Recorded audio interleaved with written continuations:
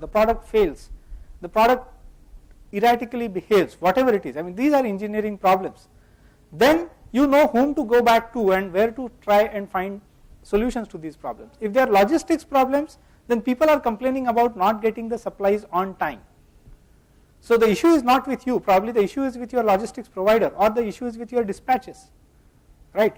So that is the next level of CRM that you want to do. So you gathered this CRM data, you gathered the customer complaints. Your first goal was to make sure that these complaints are addressed by the right person. Now your goal is, now that I have this complaint data for last 6 months, let me find out which kind of complaints are coming more.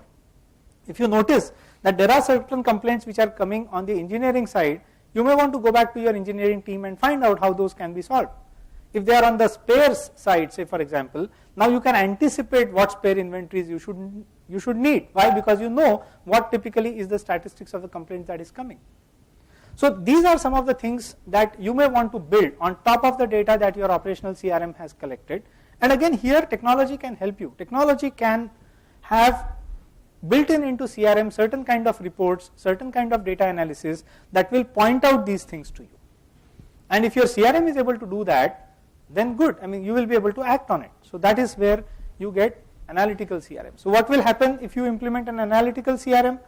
You will be able to actually better realize your investments on CRM. So rather than just being a data recording tool, your CRM is more than that. It can help improve some other areas of your business which may not otherwise be directly related to CRM, thereby giving you more cost savings and consequentially giving you a better ROI on your CRM investment, right? It will also help you sometimes increase revenues by identifying geographies which you never felt were your market.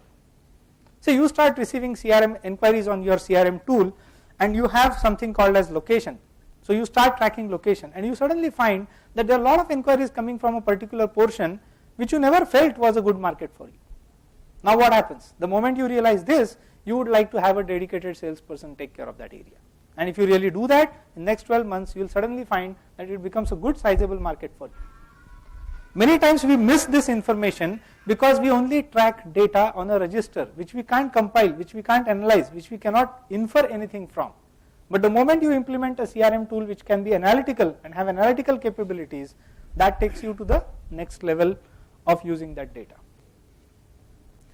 There is also something that is called as collaborative CRM. Now it's a different kind of a CRM. See, normally CRM is considered as a tool for your sales and marketing team. That is what mostly it is. But in many businesses, CRM is not just about one particular department, or it is not just about sales. Okay, it can, it all depends upon the business. I mean, I'll tell you, typically engineering consulting kind of businesses, they are complex enough to actually need a CRM which will encompass many areas rather than just the sales and marketing side of it. Okay, so in collaborative CRM, the key facilities that are available to you is the ability of the CRM to work across internally multiple teams and also use a wide spectrum of communication channels with your customers. See, these days there are a lot of things that you want to think of, and typically what is happening is communication is really becoming easy, right? I mean, there are SMSs that you can bombard people with. There used to be emails, and now with free email accounts, it's much easier to bombard people with email also. The whole trouble is that you can definitely propagate lot of information, but as the recipient is receiving more and more information, the trouble is he's actually not looking at your messages at all. I mean, I know that there are n number of SMS messages which I don't even read and just delete, because I know they are commercial messages, right?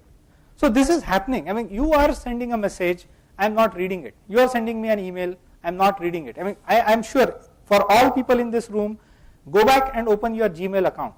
There will be thousands of unread emails out there, right? That's happening. So now the problem becomes more difficult now. So it's not just about sending a message to the person, it is about how do you make sure that the person would eventually read that message at least, right? Now this is something where you may want to apply different tactics. I mean, you may want to basically send that message out to a person at a time when he is likely to be most receptive to that particular message. Remember, why Google ads succeeded was because they were always linked to search, and search was always the intent. The beauty of why Google Ads became so successful and Google could build a $40 billion company out of search, which was free, was only because if I'm searching for travel, I get to see travel ads. If I'm looking for a PC or if I'm searching for a PC, I get to see PC ads. And that is what made those messages relevant. And that's why there was a chance that I'll go and look at that. Right? If you are able to bring in something like this in your CRM communication, where your product is presented to the person when he is probably most receptive, and that will only happen when he is thinking about it or he is looking for it, then probably you will be able to address that problem better. Because in this age of information clutter, people are just not responding to a lot of messages that they receive. Now the challenge is, how do you make people respond to your message? Right? So the next level of sophistication in your CRM tool, beyond analytics, which is mostly internal, can be how do you make sure that you have an integrated campaign of making sure that you are finally able to reach your message across to the customer. Right? So planning and building a CRM system of that kind would take you to the next level of collaborative CRM. So these are different levels.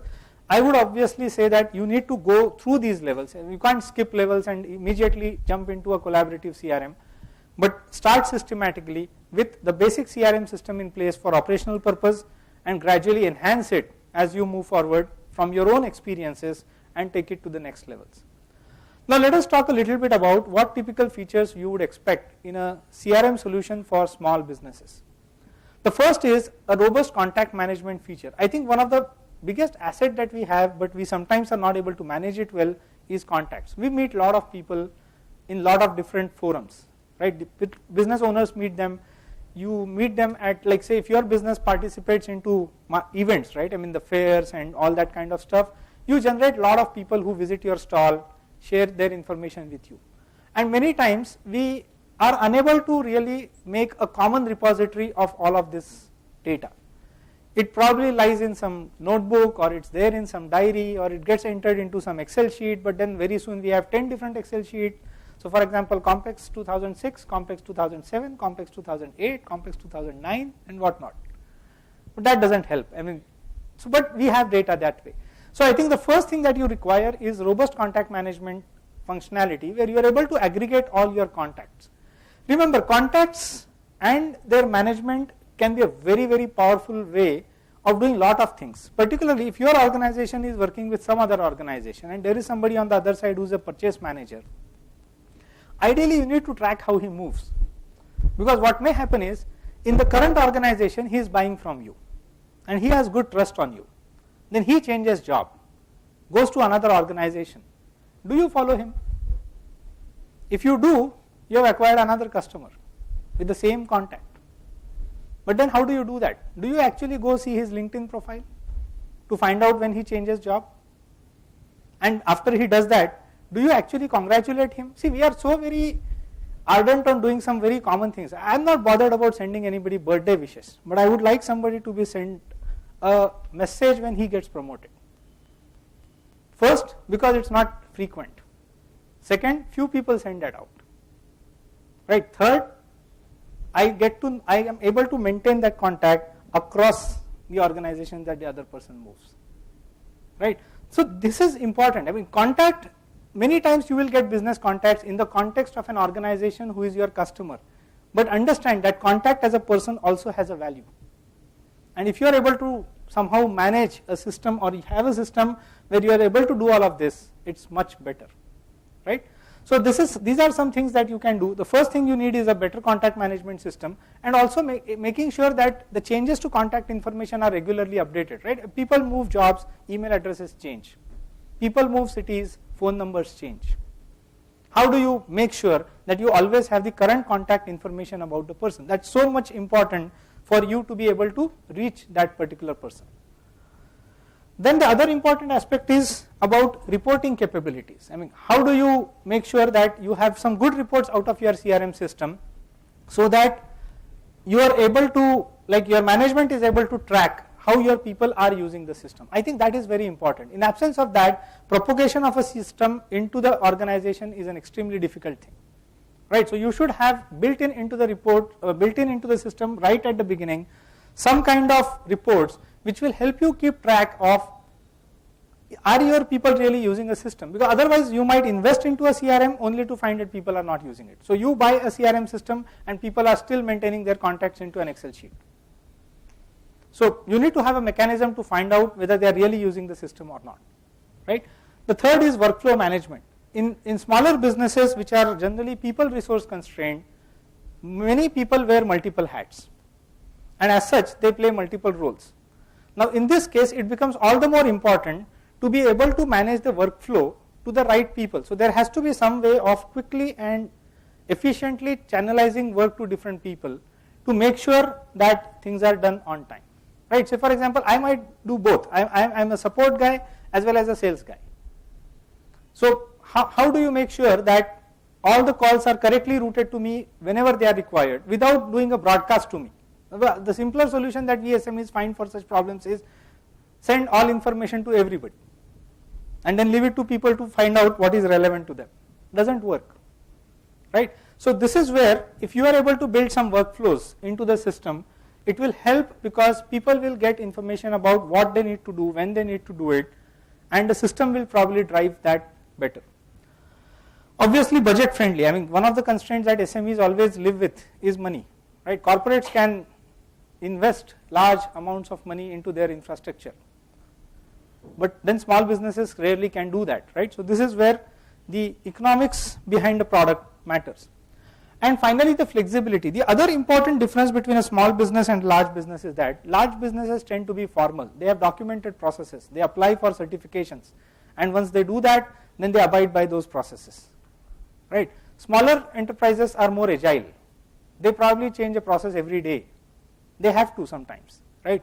But in the process, they have to make sure that their software is also agile like them, right? If it is not, then it is going to be a problem because culturally they would like to change fast and their systems don't change. Again, system adoption will go away. So these are some of the typical capabilities that you should look for into a small business CRM, and then try to make sure that whenever you choose a product, first identify which of these features are very important to you, and then focus on selecting a product which delivers that feature set well, right? That is what I would suggest. I think with that done, let us quickly review some of the products. In the paucity of time, I think we may have to skip some. You can note down the names. All of these videos are YouTube videos, and I think YouTube can offer you a lot of videos about how these products work. So let's just quickly look at one. And we have been working with Sugar CRM for a number of years. We're going to do a quick review of Sugar CRM for you. What qualifies us is the fact that we have worked not just with Sugar, but with a number of CRMs for the last 15 years, from Sage products to Microsoft CRM to Sales Logics, even SAP, and a whole slew of other products. We have hundreds of clients that we have found solutions for, and our strength really is in twofold. Number one, we help you figure out what is the best CRM for your environment. It may or may not be Sugar. In many cases it really is, but it may or may not be. And secondly, we help you understand your business processes and how to implement those into a system that makes sense for you. So please give us a call if you are trying to figure out a comparison of the best tool for your environment. We would love to be able to serve you. Sugar CRM really is top of the line. It's the number 3 software in the CRM marketplace in the world right now. Sugar CRM has taken over the number 3 spot right behind Salesforce and right behind Microsoft CRM. They're open source based. That means they integrate very, very well, and they have even recently become alliance partners with IBM. What that means is IBM is replacing all of its Siebel Oracle users with Sugar CRM. Sugar comes in a number of different flavors. The main 3 popular ones are the Community Edition, which is free yet is not supported. Right? They're going to give you the free edition, but it's limited. Doesn't have all the features that you'd like to see, but it's a get started, and you have to host it yourself, install it yourself, support it yourself, and all that. The most popular version is the professional version. That's $30 per user per month, and that comes with 90% of the features that you really want. And most companies really decide to go with the professional version. It's a full-featured CRM. If you go with a few dollars more for the enterprise, you're also going to get the portal. So you get an offline client as well as the portal as well as the offline mobile client, and you even get full SQL reporting. So the reporting in professional is really good, and it gives you everything you need pretty much, but in case you really want full-blown SQL reports and you want to write SQL statements and go into the tables and all that stuff for your crystal reports, for example, then you might want to go all the way up to the Enterprise Edition. There is one edition that goes above that that's called the Ultimate version, and it even gives you more support, etc., etc., more storage as well. What is Sugar? Sugar really is CRM made simple. That means it is intuitive, it is flexible, it is open, and it gets the job done for you. Why is it intuitive? Well, it works how people are using other Web 2.0 tools. The idea being, how do people think nowadays? How are people using Facebook? How are people using LinkedIn? That's the way Sugar is examining the market and saying, we want to build a system that works the way people work. We don't want to make them adapt to us. We want to adapt to them. It's flexible because it's easy to customize. If you can drag and drop, you can customize Sugar